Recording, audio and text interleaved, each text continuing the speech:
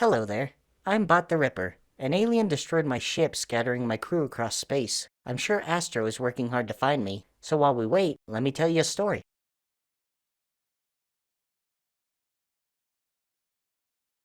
Astro's Playroom is a free 3D platforming tech demo for the PS5 that involves PlayStation's mascot Astro Bot running around inside the PS5 collecting consoles and accessories across PlayStation's history. Get out of there, you little SOB.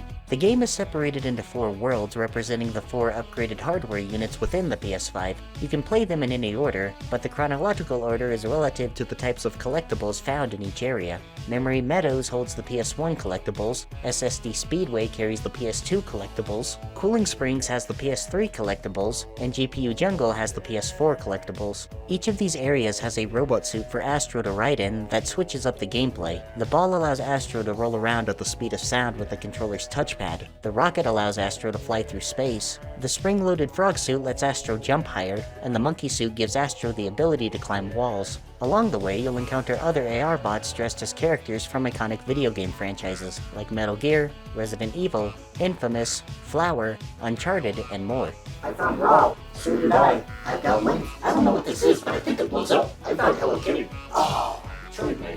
No. There is no shortage of hidden details for the player to find in Astro's Playroom. If you jump on a beach chair, Astro falls asleep, punch the CPU and it will hit back. If you stand under the showers, Astro will clean himself off.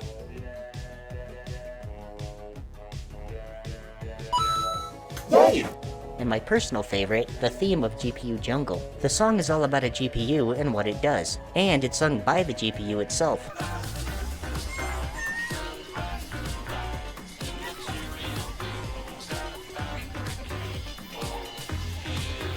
Every asset in the game is either a robot or related to computer electronics. The ground beneath the grass is 3D printed with hardware tracing patterns, the clouds are made of piled up dust, the water is blue coolant, and the flowers are the same shapes and colors as the PlayStation buttons. Once you've made it through all 4 areas, you'll unlock a boss fight with the dinosaur from PlayStation's first tech demo for the PS1. That's awesome. The T-Rex say Hello Kitty. We gotta go save her. Nah. You got this, Blue. Yeah, I don't get paid enough for this. You coming, Red? Nah, I want to see how this ends. Astro's Playroom also has 8 speedrunning challenges that put Astro's skills to the test. You play through the first 4 as Astro, and the final 4 in one of the robot suits. I got first, fourth, third, second. I didn't finish. PlayStation memorabilia aren't the only collectibles in Astro's Playroom. Puzzle pieces are scattered about that build a mural of PlayStation's history on the wall in the collection room, and the coins are spent on a vending machine for even more collectibles, one of whom is this idiot, who's the reason why Astro had to fight the T-Rex in the first place.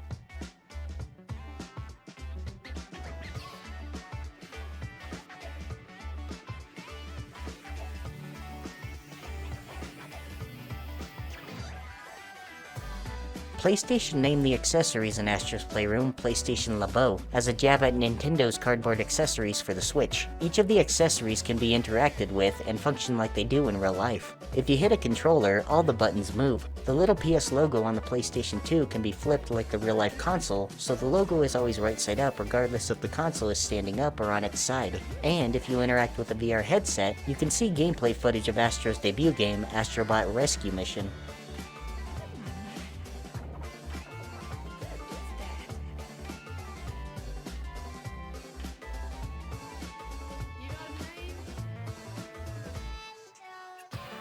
Astro's Playroom was a fantastic introduction to the PS5, and a fun way to learn a little about PlayStation's history. Fans loved the game so much, they begged PlayStation for a full-length sequel, and the company responded with a continuation called Astro Bot. After Astro Bot was announced, PlayStation updated Astro's Playroom with new secrets for the player to find after completing the game.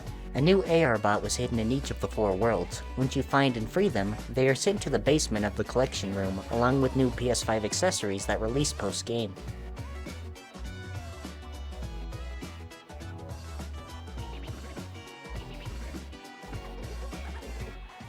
But the coolest surprise that came with the update was found in the control room, as the countdown to Astro Bot's release reached its last hour. Every 30 seconds, Astro was joined by a new bot, and when the countdown hit 0,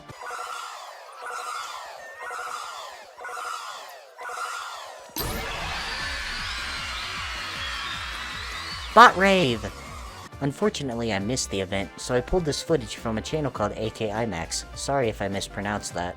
Astro Bot begins with Astro and the other AR bots traveling through space, partying on the PS5. Let's throw a party. I'm an introvert. I'm broke. I'm too lazy to think of an excuse. And I legally can't go to those anymore. Halloween was fun. You guys suck. Eventually, the alien from Rescue Mission shows up to steal the CPU. In the process, the PS5 blows up, scattering the bots across space. Being the only survivor close to the crash site, Astro journeys across space to find his missing companions, repair the ship, and retrieve the CPU. You broke it. You fix it. No need. I stole Michael's. Astro Bot is divided into 5 galaxies. The game's creativity shines through its level design, as no 2 levels are identical. One minute you're climbing a giant tree, and the next you're running around a casino, or a bathhouse, or a haunted mansion. Even levels that are usually boring, like water, ice, and sand levels, are filled with beautiful colors, unique designs, and surprises to keep the game from getting stale. You can tell Astro Bot was a passionate game. Astro Bot is an upgrade from Astro's Playroom in gameplay. Among other refined mechanics, Astro is a little faster, he also charges his spin attack faster, and Astro can now climb ledges, allowing the player to make riskier jumps. Astro also gets several power-ups to aid him in his quest. Unlike the robot suits from Astro's Playroom, the power-ups in this game latch onto Astro's back, allowing him to utilize their abilities without forfeiting his own. Neat. A few of my favorites are the mouse power-up, allowing Astro to shrink. I don't talk about it much, but I enjoy games like Pikmin and Minish Cap that let you explore a normal world through the perspective of a mouse. Games like that can turn a bland or boring setting into something adventurous. One of the unique aspects of this ability is that Astro doesn't need to be standing still or in a specific spot to change form. He can instantly grow or shrink at the press of a button, even in mid-jump, allowing for some strategic ways to traverse the level. I don't think the developers realize the potential of this power-up, as it only appears in one level, and there aren't any areas that encourage you to think outside the box. It would have been nice to see how far this power-up could have gone. Another cool detail they added to this level was a music box that plays a melody version of Astro's theme.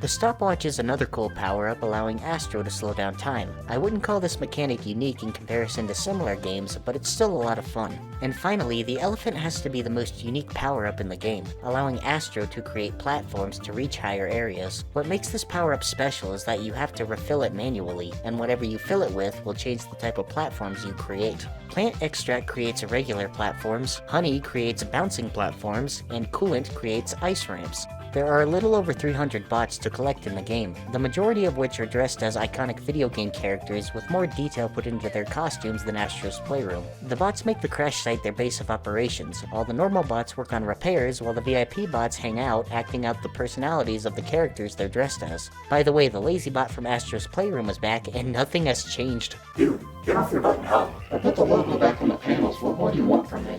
The puzzle pieces have returned, this time unlocking various stations at the crash site. 2 of them allow you to customize Astro and your controller. One is a zoo that lets you take pictures with all the animals in the game, and the final one is another claw machine that allows you to purchase accessories for the stations and the VIP bots. If you miss any of the collectibles in a level your first time around, you can pay a bird that'll help you look for them your second time through. The bird won't directly tell you where to find the missing collectibles, it just points you in the right direction, which I appreciate. Where are the other Ginges?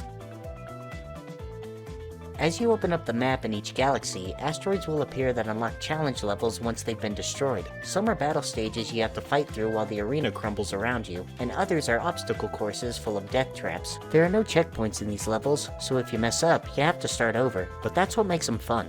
Some levels have an exit in the form of a void that unlocks a secret level in the Void Galaxy. The Void Galaxy levels are the only levels with reoccurring themes that find new and creative ways to use the items you've been using throughout the main galaxies. Guys, look! I found a hammer! And I found a gun! Idiot. Each boss level has a special bot from a franchise exclusively on PlayStation. After beating the boss, you unlock a level inspired by its respective game, and you'll also get to dress as the character and use their weapon, my favorite being Nathan Drake. I hate you guys. After completing the level, you're rewarded with a ship part that you repair yourself before reattaching it to the PS5. Astro Bot also goes above and beyond to give the player one of the best finales in video game history. I'm not gonna spoil it for you guys, but it's awesome! Overall, Astro Bot is one of the best games I've played in a long time, but just like all games, it's not perfect and does have its flaws. There are a couple of VIP bots that made it into the game that don't deserve representation and should be forgotten about, one of which is a Fall Guy. A stupid Fall Guy. Fall Guys has no significance to PlayStation, and yet they chose to represent it over a game like Minecraft. That's right, Minecraft of all games has no representation in Astro Bot, but for some reason Fall Guys does. It's not revolutionary, so why is it in the game? The floss stance was also included in Astro Bot. I know it didn't originate from Fortnite, but Fortnite made it popular, so they inadvertently added a Fortnite reference in the game. So that sucks. The sponge power-up makes no sense. Every asset across the AR Bot series has been robotic and electronic up until this point. Astro literally turns into a sponge. Canonically, it doesn't fit in the world of Astro Bot, but I'm willing to look past it this once because the power-up is a lot of fun to use. This last one isn't necessarily a flaw, but a missed opportunity. In Astro's debut game, the Playroom VR, there were 4 other colored bots that were added to the multiplayer games. A red one, a green one, a pink one, and a silver one. And I would have loved to see these guys return as VIP bots or outfits for Astro. There's some controversy surrounding Astro Bot, as some people believe it to be a Nintendo ripoff in both style and gameplay, but I think that's unfair. Nintendo definitely makes more colorful 3D platformers than most other companies, but they don't own the genre, and on top of that, Nintendo usually half-asses their games. Hey Nintendo, make more of these. Best I can do is... If Astro Bot was made by Nintendo, all the bots would look the same. Every galaxy would have one theme, the structure of each level would be a little different, but you wouldn't find anything new. Astro Bot would only get one power-up, and the entire game would revolve around that power-up. The ending would be obscenely underwhelming, and the entire game would be 2D. If Nintendo had made Astro Bot, they would have thrown all that passion out the window. The developers of Astro Bot went out of their way to ensure the game was the best it could possibly be, so I wouldn't compare it to Nintendo. What I appreciate most about Astro Bot is that it's a game made for real gamers. You can't rush through it and expect the game to hold your hand the entire time. There are going to be times where you have to stop, look around, and figure out the answer yourself. Ah, whooper nuts. A tree.